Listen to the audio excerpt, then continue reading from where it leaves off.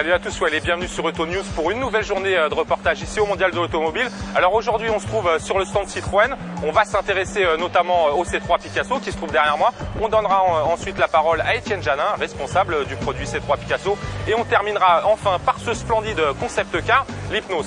Mais allez, on part tout de suite à l'intérieur du C3 Picasso, suivez-nous.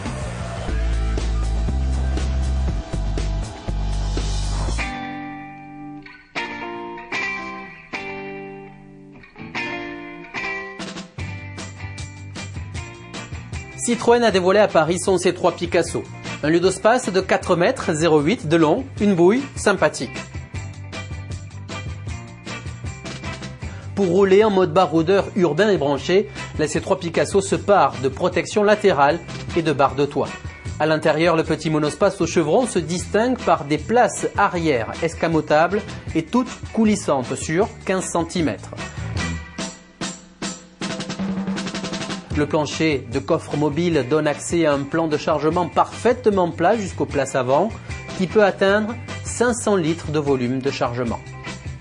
La C3 Picasso, future concurrente du Renault Modus, accueillera les moteurs HDI 1,6 litre de 90 chevaux et 110 chevaux avec filtre à particules qui portent tous la signature écologique AirDream de la marque. Les deux motorisations essence de 1,4 litre VTI de 95 chevaux et 1,6 litre VTI de 120 chevaux a été développée en partenariat avec BMW. Commercialisation de la C3 Picasso en début d'année prochaine.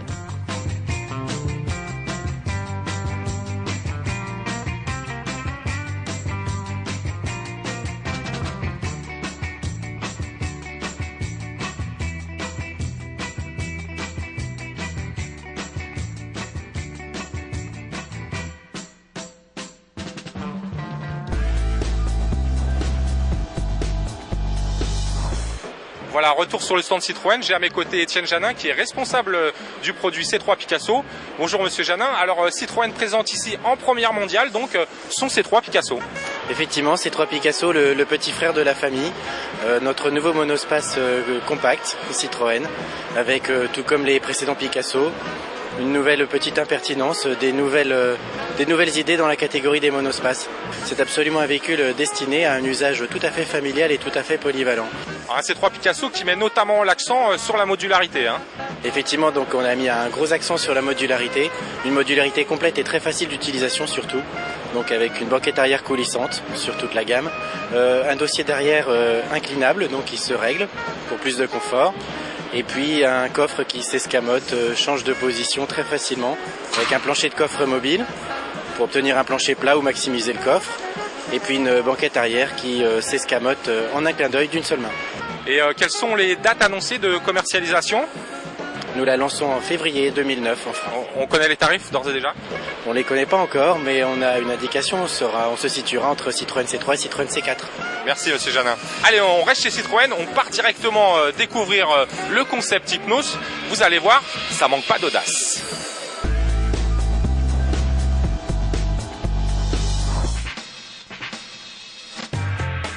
L'Hypnos de Citroën est une étude comme on aime tant en voir sur les salons automobiles.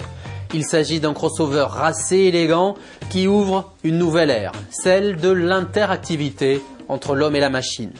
En effet, les couleurs techno de l'habitacle de l'Hypnos varient selon l'humeur des passagers. Plus possible donc de cacher ses états d'âme, les sièges vous perceront à jour. Le SUV au chevron joue par ailleurs la carte de la sportivité propre avec 200 chevaux au compteur, mais à la faveur d'une motorisation hybride pour des consommations inférieures à 5 litres au 100 et des rejets de CO2 affichés à 120 grammes par kilomètre.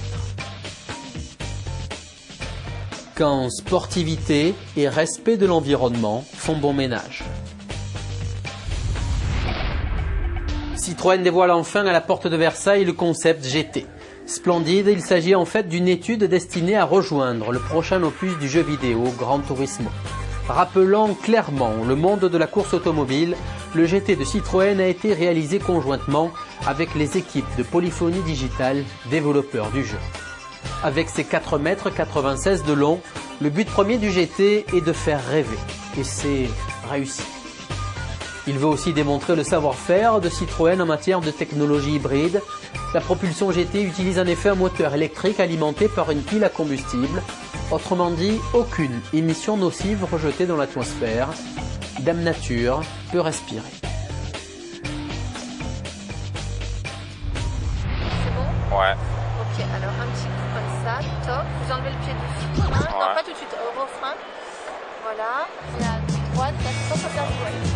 Voilà. Merci. On va mettre tout ça, on va pas tout de suite ça. Ok. Accélérer, vous allez voir. Voilà, c'est aussi ça le mondial de l'automobile, hein. L'alliance entre le moderne et l'ancien, avec cette splendide de chevaux qui trône juste derrière moi.